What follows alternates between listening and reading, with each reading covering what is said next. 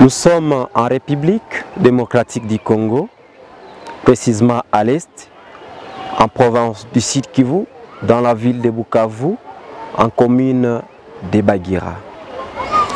Ici où nous nous retrouvons, à regarder derrière moi, il y a une pancarte où on écrit CROFEM, qui veut dire Centre de récupération des enfants orphelins et femmes victimes de guerre. Et voilà, à l'occasion de la célébration de la journée internationale des enfants victimes innocentes des attaques ou des conflits armés, nous nous sommes dit venir à la rencontre de ces enfants et palper du doigt, écouter leurs difficultés et nous parler comment est-ce qu'ils vivent depuis l'occupation de la ville de Bukavu par l'AFC 123. C'est presque 4 mois déjà. Et voilà, dans le monde entier, plus de 3 millions d'enfants sont victimes des conflits, des attaques dans le monde. Y ajouta les attaques physiques ou les attaques ou les violences sexuelles, les chiffres peuvent s'ajouter, ça peut jouer entre 4 millions d'enfants qui sont victimes dans le monde selon les chiffres publiés par les Nations Unies. Et voilà, aujourd'hui, à l'est de la République démocratique du Congo, dans les deux provinces, le Nord Kivu et le Sud Kivu, elles sont en tout cas victimes de ces attaques. Et nous nous sommes dit, pourquoi garder le silence? Pourquoi ne pas parler de ces enfants? Et nous nous sommes dit, venir à la rencontre de ces enfants et voir les responsables, voir leurs encadreurs. Et voilà, c'est pourquoi nous allons accueillir les responsables de ces enfants dans cette émission 15 minutes magazine. Surtout, n'oubliez pas de vous abonner sur notre chaîne Free Media TV. Nous sommes sur TikTok, nous sommes sur Instagram, nous sommes sur YouTube, mais également sur notre page Facebook Free Media RDC. Je disais ceci, aujourd'hui le monde environ enregistre 300 millions d'enfants victimes qui subissent des violences physiques. Ce chiffre a atteint 400 millions si l'on inclut les violences psychologiques et sexuelles. Et sur ce, on va en tout cas échanger avec l'encadreur de ces enfants dans ce centre qui va nous parler beaucoup plus du travail qu'il fait ici. On va visiter en tout cas et voir le travail qui est abattu par ces grands esprits qui encadrent ces enfants. Bonjour, veuillez vous présenter à nos téléspectateurs. Merci beaucoup pour la parole. Je suis pasteur Jérémy Baranka Bagachiza. Je suis le président du conseil d'administration de l'organisation CROFEM. CROFEM qui veut dire Centre de récupération des orphelins et femmes victimes de guerre. Nous sommes dans la ville de Bukavu, commune de Bagira, avenue Makoma 3. Parlez-nous de quoi s'agit-il à CROFEM, d'où est venue la vision, l'idée, et qu'est-ce que vous faites ici? Quelles sont les activités? C'est quelle catégorie de personnes que vous encadrez ici? Merci beaucoup. Comme je disais, je suis le président du conseil d'administration. L'idée m'est venue d'encadrer les enfants. C'était après avoir compris d'où vient l'enfant. Parce qu'on ne peut pas s'intéresser de l'enfant sans savoir d'où vient l'enfant et qu'est-ce qu'il faut pour avoir l'enfant. Dans ça, j'ai trouvé que c'est Dieu qui donne l'enfant. L'enfant, c'est le fruit de la créature. Une fois papa et maman, ça donne les enfants. Nous là, moi je me suis marié en 2006, mais je n'ai pas eu la chance d'avoir l'enfant. J'ai fait 12 ans de mariage sans enfant. Et pendant les 12 ans là, c'était pour moi une matière de réflexion. Et par après, je me suis rendu compte qu'il y a d'autres parents qui étaient tués, qui ont quitté ce monde et qu'ils ont laissé les enfants orphelins en train d'aérer. Et Dieu m'a inspiré que ces enfants pouvaient être mes enfants. Voilà le début de l'idée. J'ai commencé par 2 enfants. Aujourd'hui, c'est tout un monde. Nous encadrons 105 enfants orphelins venant de milliers de territoires différents, Fizi, Walungu, Kanyola, Kalemi, Goma, de différents villages, là où il y a des agressions, là où il y a des hostilités de guerre, Ishungu, Birava, Moudaka, Kabare. Nous avons même un enfant de l'Ikassi ici. Okay. Oui. Voilà un peu. Mais Dieu aidant, hein? Après 12 ans, Dieu a exaucé la prière. Okay. Il m'a donné aussi la première naissance qui a donné les jumeaux. Et après les jumeaux, il y a une fillette, Chiza, qui vient après les jumeaux.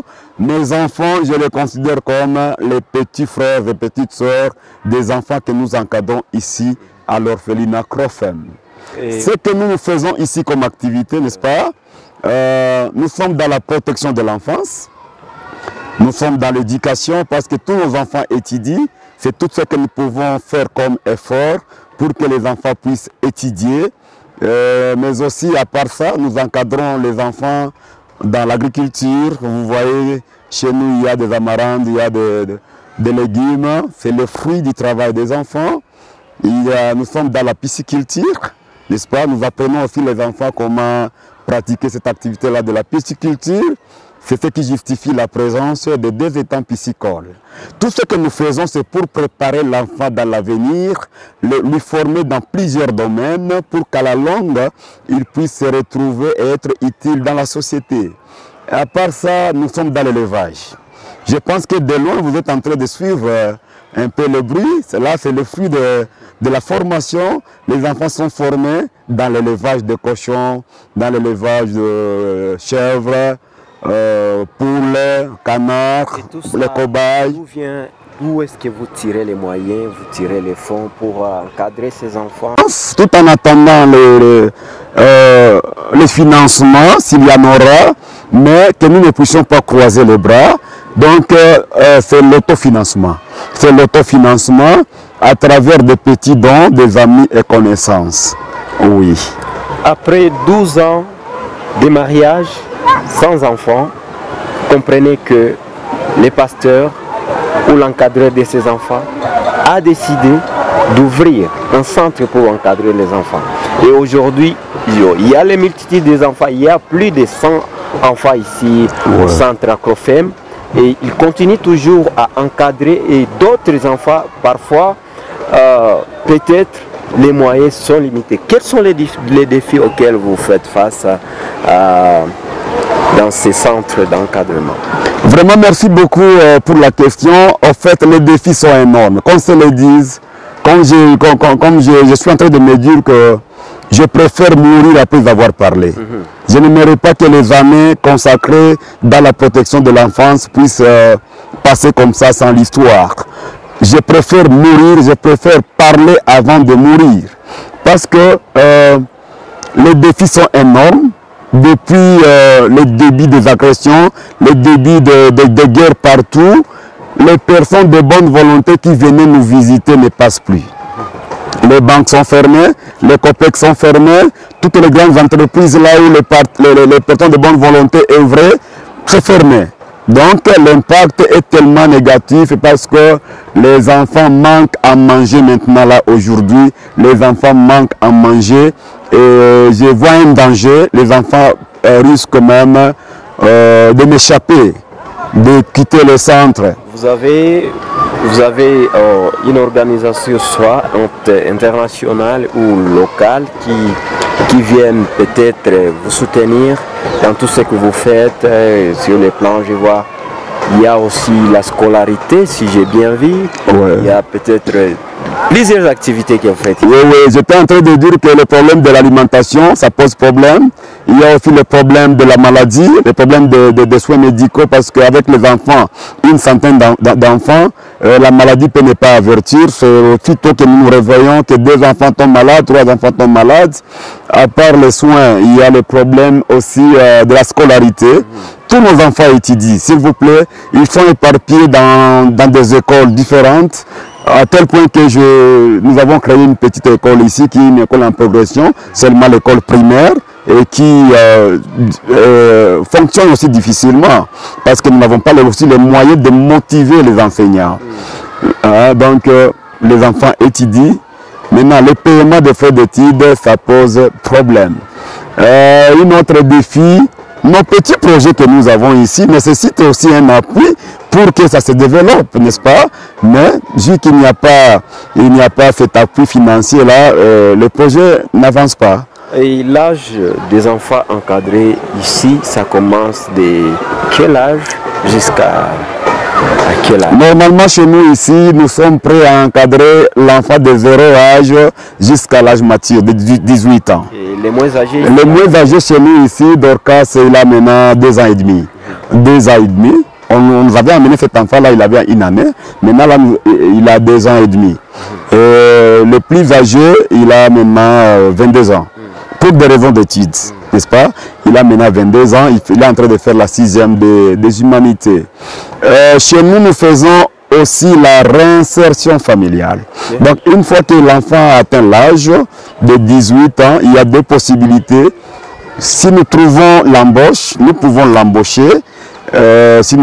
Comme les moyens sont limités à faire l'université, ou soit on peut intégrer l'enfant dans sa famille étendue une fois qu'il y a un membre qui vient solliciter ça. Oui, oui. L'essentiel est que la famille d'accueil nous réserve les droits de suivi.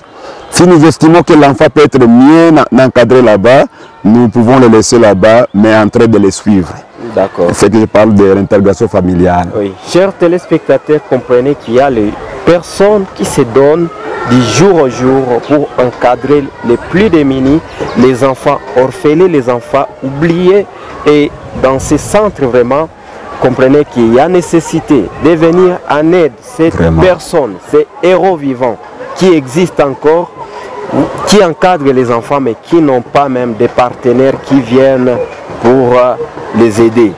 Il y a les organisations humanitaires, surtout. Je dois interpeller des organisations humanitaires qui œuvrent surtout pour l'enfance, de se souvenir de ces centres Acrofem pour leur venir en aide, que ce soit sur le plan alimentaire, sur le plan sanitaire ou sur le plan éducatif. Ces enfants nécessitent en tout cas de leur venir en aide. Et c'est pour cela que nous nous sommes décidés en tant que Free Media de descendre ici et voir les responsables et s'enquérir des difficultés auxquelles ils font face.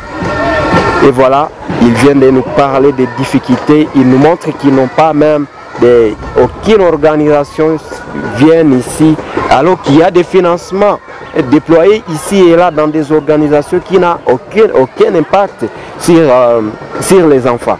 Et ici, nous venons de découvrir les activités où ce que font les responsables ou les encadrés de ces enfants. On vient de palper ça avec nos doigts en voyant même les activités. Vous voyez l'agriculture, l'élevage et tout ce que vous allez découvrir dans cette émission.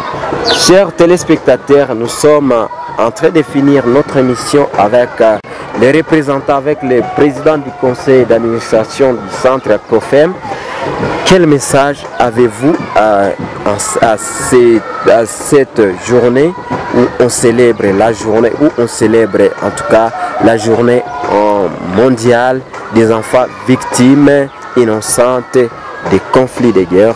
Quel message pouvez-vous lancer à la communauté internationale et au niveau national, aux autorités au niveau national et les autorités qui nous occupent ou les autorités des faits qui nous occupent actuellement? Merci beaucoup pour la question. En fait, le message que je peux avoir, je vais le situer dans plusieurs aspects, n'est-ce pas? C'est là en termes de responsabilité. Sur le plan international, que national, je vais demander que la guerre puisse prendre fin, que tous les acteurs qui sont impliqués dans la guerre, qu'ils comprennent qu'il y a de l'impact négatif au niveau de la protection de l'enfance. Les gens souffrent. En qualité de responsable des enfants, je mets les mains à l'air, j'alerte au niveau international que national, qu'il vous plaise de mettre fin maintenant à cette guerre à répétition qui ne reste sans impact négatif sur le plan de la protection de l'enfance.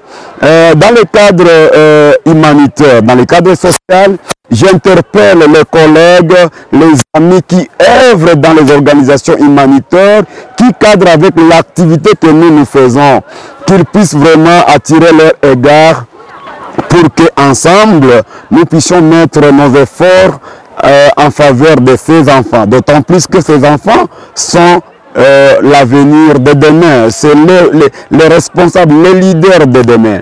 Si nous ne préparons pas très bien la base, ça va nous causer du tort dans les jours et les années à venir. Et donc j'interpelle aussi toutes les personnes de bonne volonté, toutes les confessions religieuses, tous les groupes. La porte est vraiment ouverte pour que ensemble vous puissiez nous amener ce que les enfants peuvent manger, les habits même, pas nécessairement les habits neufs s'il vous plaît, même les habits de tes enfants, au lieu de jeter à la poubelle. Nous avons plusieurs enfants ici qui peuvent encore en jouir. J'ai toujours dit que c'est chaque année que les gens achètent des mallettes. Amenez-nous les anciennes mallettes que vos enfants ont utilisées pour l'année passée. Chez nous ici, nous allons en jouir et les enfants vont utiliser, vont en jouir. Et ceux qui sont dans le domaine de la scolarité, bientôt là c'est la fermeture, bientôt c'est les cahiers, les uniformes, les souliers. Donc les bras sont ouverts vraiment pour vous recevoir. Je fais partie de vous, je suis volontaire, soyez aussi volontaires. Pour qu'ensemble, avec le Free Media, nous puissions, la voix des enfants puisse aller trop loin. Je vous aime, je vous respecte et j'ai besoin de vous. Qu'on ne puisse pas se décourager au fait. Bien que la difficulté est là, mais j'interpelle la présence de tout un chacun pour que la vocation ne puisse pas être limitée. J'aimerais me voir dans la vieillesse, en train d'être entouré par les enfants parce que Dieu m'a aidé à comprendre que l'enfant c'est un don de Dieu. Merci beaucoup pour la grande équipe de journalistes Free Media. Vous faites le terrain, vous venez palper la réalité. Que Dieu vous bénisse. C'est vraiment une grande contribution pour nous de vous recevoir parce que vous êtes une partie prenante dans la protection de l'enfance. Merci beaucoup. Il a parlé de son histoire, les débuts du commencement, ou comment il a commencé. Il vous a expliqué comment il a commencé ce centre. Peut-être à travers aussi ce que vous pouvez faire pour ce centre, ça peut aussi ouvrir les portes pour vous. On ne sait pas. C'est Dieu qui planifie. Essayez de se souvenir aussi de ses enfants. Peut-être aussi Dieu peut ouvrir les portes, peut-être des bénédictions pour vous. Essayez un peu et Dieu peut-être peut se souvenir. Vous venez de toucher un aspect très important. Ah oui. Oui. Spirituellement parlant, Dieu connaît comment arranger les choses. Et l'offrande, les dons, ça ouvre les bénédictions. Moi, je viens de vous parler de 12 ans de mariage sans enfants. Mais quand j'ai commencé à prendre soin des enfants que moi je n'ai pas mis au monde, Dieu a pris soin aussi de moi et nous a donné les enfants. Si vous êtes dans le même cas que moi, je vous invite de s'approcher, de développer l'amour envers les enfants en aidant ceux-là qui ont mis les enfants au monde avant vous. Et par là, Dieu verra ton cœur et il pourra aussi résoudre le problème. Je ne vous dis pas que c'est le seul moyen seulement d'avoir les enfants. Vous pouvez être soigné, vous pouvez consulter les médecins, mais aussi spirituellement parlant. Cet amour envers les enfants délivre, ça ouvre la bénédiction. Parce que pendant les 12 ans là, moi j'ai fait l'Afrique du Sud, j'ai consulté tous les docteurs de la place. Mais quand Dieu a vu mon cœur, s'ouvrir et le cœur de mon épouse accepter, ses enfants, tout au début là, quand je venais, il criait « Bienvenue papa, bienvenue papa ». Et un jour, je vais vous amuser, mais c'est la réalité. J'étais bien habillé, jean et polo blanc. J'étais venu voir comment est-ce qu'ils se sont réveillés. Tous les enfants étaient venus m'embrasser pendant qu'ils prenaient la bouillie. Pas avec des cuillères, avec la main. Maintenant là, tout en m'embrassant comme ça, les enfants ont laissé des traces sur mon polo blanc. Et je n'avais pas un autre habit à porter. Toute la journée là, c'était resté dans ma tête. Tout le monde me disait, pasteur, qu'est-ce qui ne va pas? Pourquoi tu es sale comme ça? J'ai dit, mais qu'est-ce qui... Mais les doigts des enfants étaient partout sur mon polo. C'est le jour que Dieu m'avait donné les enfants. Les doigts là représentaient les enfants. Voilà, c'est un bon témoignage que j'aimerais que ça vous inspire. C'est une histoire inspirante en tout cas. Merci beaucoup. Pasteur, en tout cas, ça a été un plaisir de vous recevoir dans notre émission 15 minutes magazine. Oui. Vraiment, nous sommes très heureux et ça ne sera pas la dernière fois de venir ici, chaque fois visiter les enfants. Merci beaucoup. Appeler tout le monde qui peut venir en aide de ces enfants de venir. Nous sommes au centre COFEM et voilà, ça a été un plaisir de recevoir le pasteur Jérémie. Et aujourd'hui, vous allez découvrir, vous allez voir tout ce qui se passe dans ce centre. Vraiment, ça a été un plaisir. Abonnez-vous, likez et partagez pour que les messages puissent aller de loin et qu'on puisse en tout cas trouver les personnes qui peuvent venir en aide de ces enfants. Merci beaucoup, pasteur. Merci beaucoup. Ça a été un plaisir. Merci beaucoup. Enchanté. Merci et à la prochaine.